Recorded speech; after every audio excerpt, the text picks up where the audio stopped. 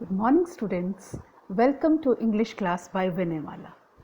हमारे last video ने हमने Nelson Mandela a long walk to freedom का चैप्टर स्टार्ट किया था, but we weren't able to finish it.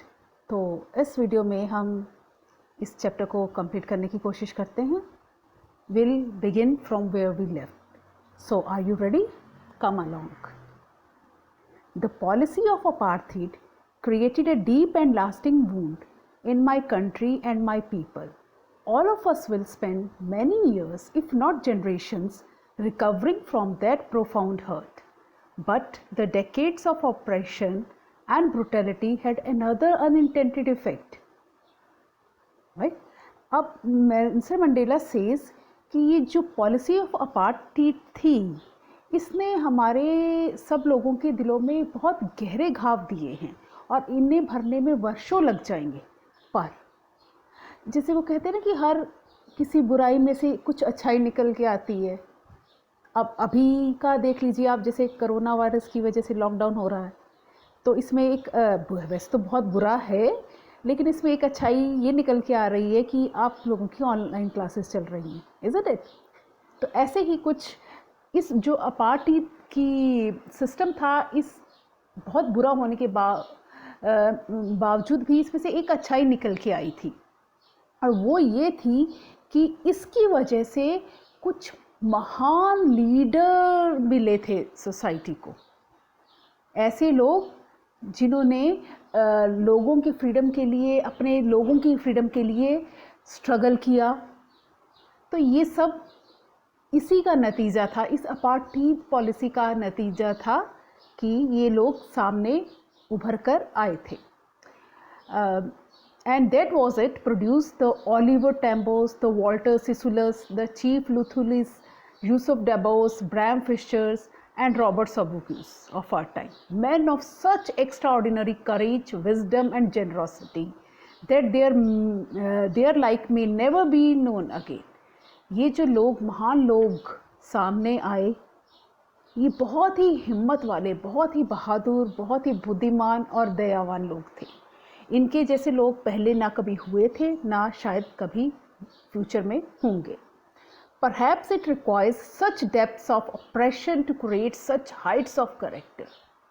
Nelson Mandela says कि शायद इतने महान लोगों का सबके सामने आना इसके लिए ज़रूरी है कि उनको किसी, जैसे कहते हैं ना कि जब हमारा जो असली कैरेक्टर है वो मुसीबत में ही निकल के बाहर आता है।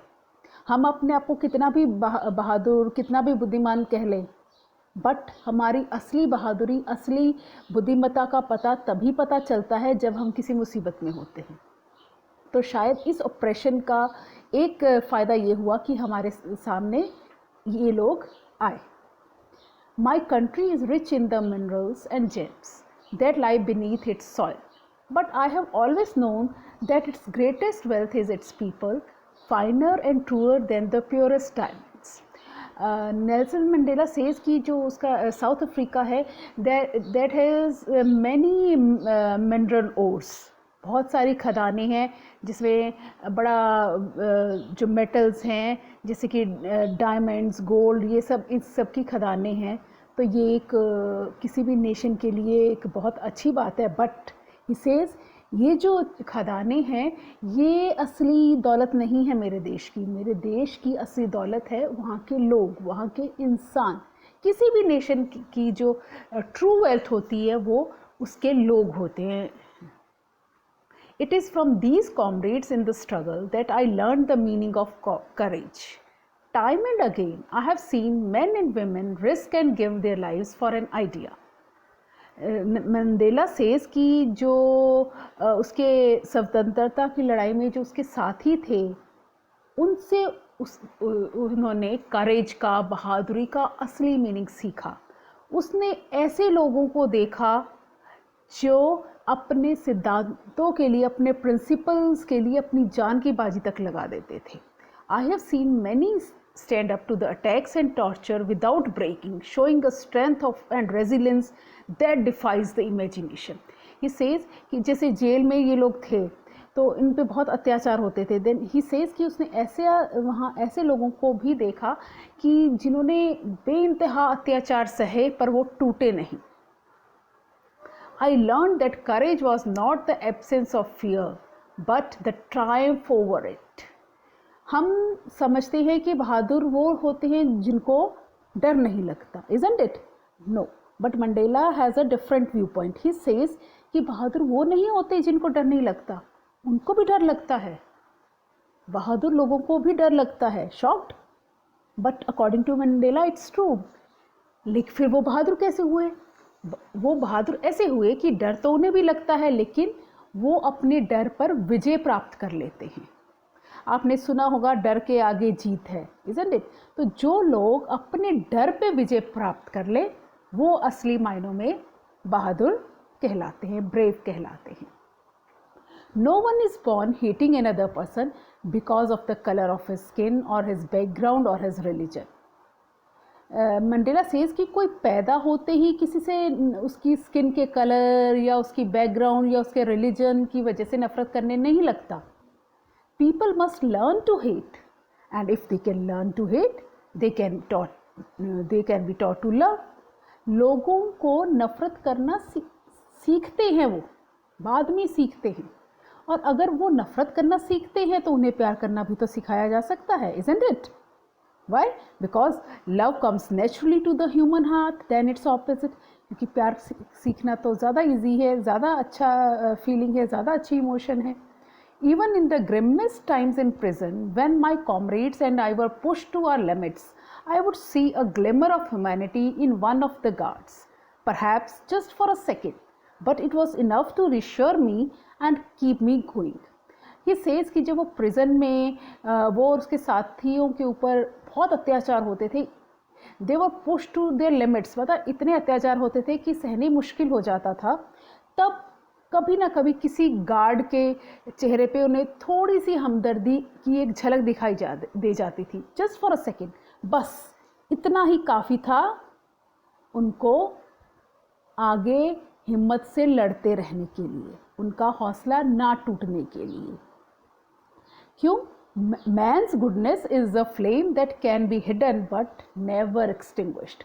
हर इंसान जो कितना भी बुरा हो उसमें कुछ ना कुछ अच्छाई रहती है। ये अच्छाई छुपी हो सकती है लेकिन ये कभी ख़त्म नहीं हो सकती, ज़रूरत है इसको बाहर निकालने की।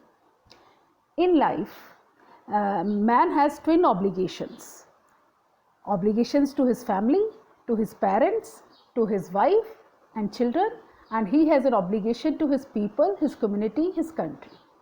मंडेला सेज कि हर एक इंसान की लाइफ में दो तरह की रिस्पॉन्सिबिलिटीज़ होती हैं। एक उसकी रिस्पॉन्सिबिलिटी होती है उसकी फैमिली के लिए, उसके बीवी बच्चों के लिए, उसके पेरेंट्स के लिए, राइट। और सेकंड जो उसकी रिस्पॉन्सिबिलिटी होती है that is towards the society, जिस सोसाइटी में वो रहता है, उसका देश, उसके देश के लोगों के लिए। In a civil and human society, each man is able to fulfill those obligations according to his own inclinations and abilities. और कोई भी सभ्य समाज होता है जो उसमें हर इंसान अपनी ये दोनों रिस्पॉन्सिबिलिटीज़ को अच्छे से निभा सकता है, जितना भी उसमें सामर्थ्य हो, जितनी भी कैपेबिलिटी हो उसके अकॉर्डिंग निभाता है। But in a country like South Africa, it was almost impossible for a man of my birth and color to fulfill both of these obligations. But south Africa जैसे देश में स्पेशली मंडेला और उसके जैसे लोगों के लिए, उसके जैसे लोग मीन्स ब्लैक पीपल के लिए, इन दोनों रिस्पॉन्सिबिलिटीज़ को एक साथ निभाना इम्पॉसिबल था। In South Africa a man of colour who attempted to live as a human being was punished and isolated. जो भी ऐसा करने की कोशिश करता था, मतलब अपने परिवार के साथ साथ देश के लिए भी कुछ करने की कोशिश करता था, तो उसको पनिश किया जाता था, अपने परिवार से अलग कर दिया जाता था, जेल में डाल दिया जाता था। तो वो दोनों रिस्पॉन्सिबिलिटीज़ एक साथ अपने देश के लिए और अपने परिवार के लिए दोनों रिस्पॉन्सिबिलिटीज़ एक साथ नहीं निभा पाता था।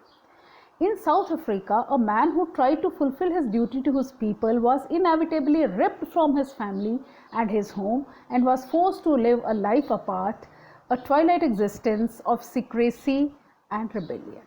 तो यहाँ पे जो भी ऐसी कोशिश करता था दोनों रिस्पॉन्सिबिलिटीज़ को निभाने के लिए, उसको अपनी फैमिली से अलग होना पड़ता था, अपने छुप के रहना पड़ता था क्योंकि उसको बागी घोषित कर दिया जाता था. I did not in the beginning choose to place my people above my family, but in attempting to serve my people, I found that I was prevented from fulfilling my obligations as a son, a brother, a father and a husband. Mandela says कि शुरू में उसने अपनी family को ही सबसे ज़्यादा importance दी, अपने देश उसके लोगों से ज़्यादा इम्पोर्टेंस दी. But when he try to think about his people of his country, उसके अपने जैसे लोगों के बारे में सोचना शुरू किया, उनके लिए कुछ करना चाहा, तो उसे लगा कि वो as a son, as a brother, as a father, as a husband अपनी रिस्पॉन्सिबिलिटीज़ पूरी नहीं कर पाएगा, क्योंकि अब उसे अपने परिवार से अलग होना पड़ा, छुपना पड़ा, भागना पड़ा. I was not born with a hunger to be free, I was born free, free in every way that I could know. He says कि वो जब पैदा हुआ तो तब उसको इस आज़ादी की कोई भूख नहीं थी, आज़ादी पाने की इच्छा नहीं थी. क्यों? क्योंकि वो तो आज़ाद ही तो पैदा हुआ था ना. जो आज़ादी उसको चाहिए थी वो उसके पास थी. क्या आज़ादी चाहिए थी उसको? Free to run in the fields near my mother's hut, free to swim in the clear stream that ran through my village, free to roast mealies under the stars and ride the broad backs of slow moving bulls.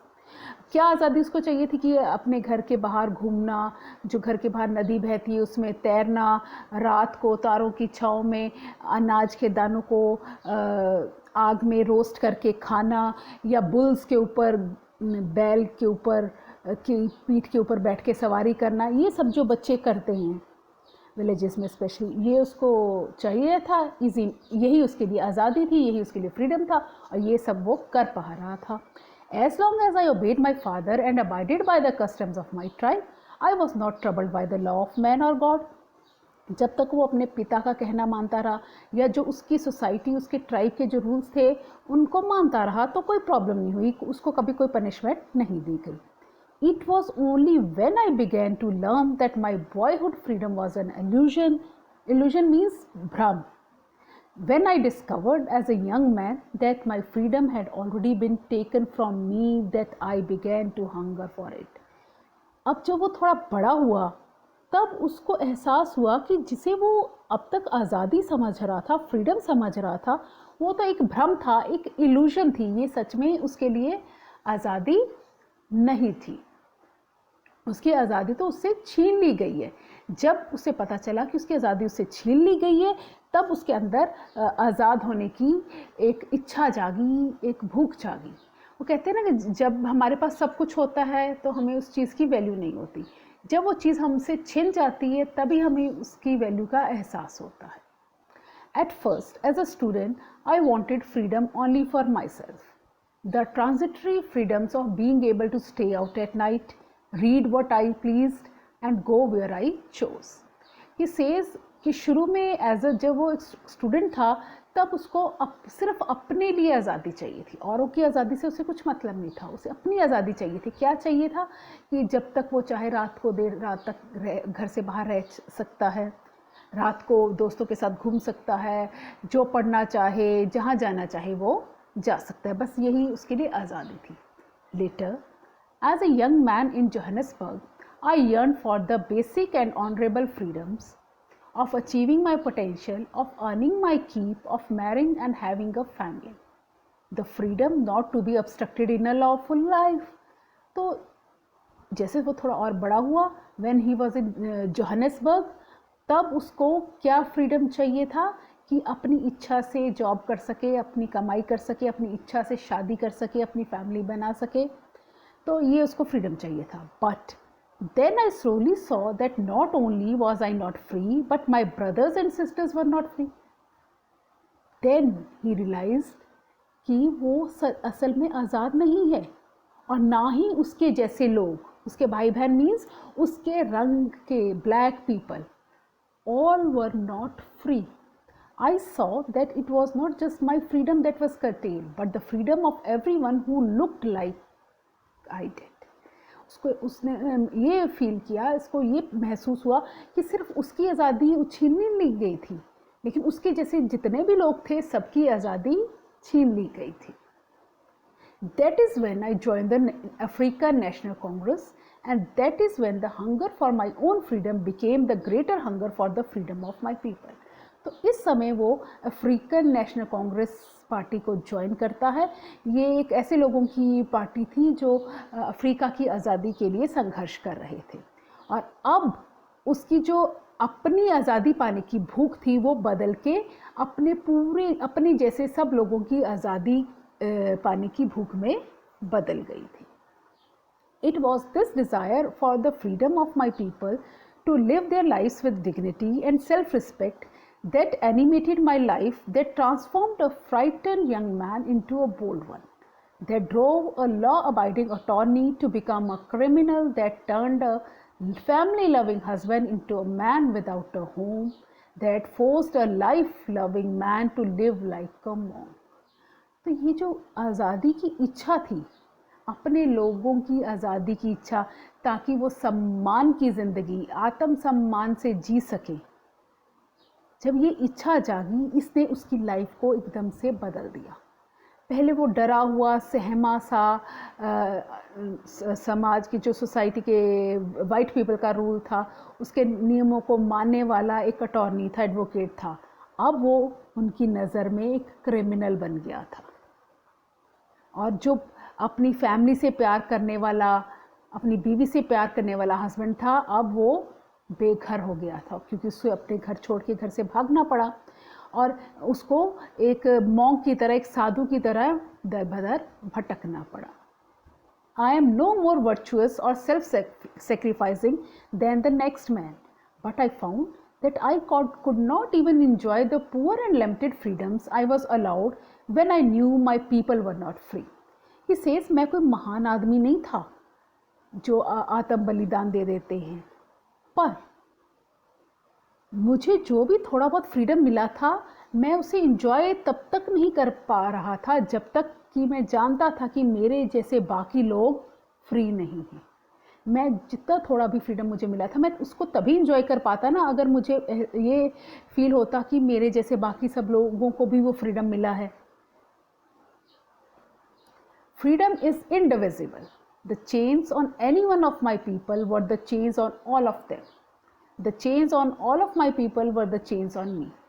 He says कि ये नहीं होता कि freedom एक के लिए freedom है तो सब फ्री हैं। अगर एक भी बंदी है, एक का फ्रीडम भी कटेल हो गया है, किसी एक इंसान का भी फ्रीडम ख़त्म कर दिया गया है, तो इसका मतलब उसके जैसे सब लोगों का फ्रीडम ख़त्म है। I knew that the oppressor must be liberated just as surely as the oppressed. A man who takes away another man's freedom is a prisoner of hatred. He is locked behind the bars of prejudice. Prejudice means a strong dislike without any valid reason. जब हम किसी को नापसंद करते हैं और उसका नापसंद करने का कोई कारण नहीं होता, कोई सॉलिड रीज़न नहीं होता, बस यूं ही पसंद नहीं करते, that is prejudice and narrow mindedness. Now this is very important paragraph. इसमें मंडेला हमें समझाना चाहता है कि देखो, दो लोग होते हैं, एक ऑप्रेसर, एक ऑप्रेस्ड, मीन्स जो एक अत्याचार करता है और जिस पर अत्याचार होता है। अब जिसके ऊपर अत्याचार होता है वो तो, इसका मतलब वो आज़ाद नहीं है, एक तरह से बंदी है, वो उसको आज़ाद करवाने की ज़रूरत है। लेकिन जो दूसरों पर अत्याचार करता है वो भी आज़ाद नहीं है। He is also not free, वो भी बंदी है, वो भी प्रिजनर है। सरप्राइज्ड? यस, वो भी प्रिजनर है। वो कैसे प्रिजनर हुआ? वो नफ़रत की बेड़ियों में जकड़ा हुआ है, उसको नफ़रत ने कैद कर रखा है, वो नफ़रत का बंदी है। तो उसे भी इस नफ़रत से आज़ाद करवाने की ज़रूरत है। जैसे जिसके ऊपर अत्याचार हो रहा है, जिसको दबाया जा रहा है, उसको फ्री करवाने की ज़रूरत है। उसी तरह जो ऑप्रेसर है, जो दूसरों पर अत्याचार करता है, उसको भी इस नफ़रत से आज़ाद करवाने की ज़रूरत है। आई am not truly free if I am taking my away someone else freedom. अगर मैं किसी और की आज़ादी छीन रहा हूँ तो मैं फ्री कैसे हो सकता हूँ? मैं तो उससे भी ज़्यादा बंदी हूँ, एक नफ़रत का बंदी हूँ, मुझे नफ़रत ने कैद कर रखा है। Just as surely as I am not free when my freedom is taken from me.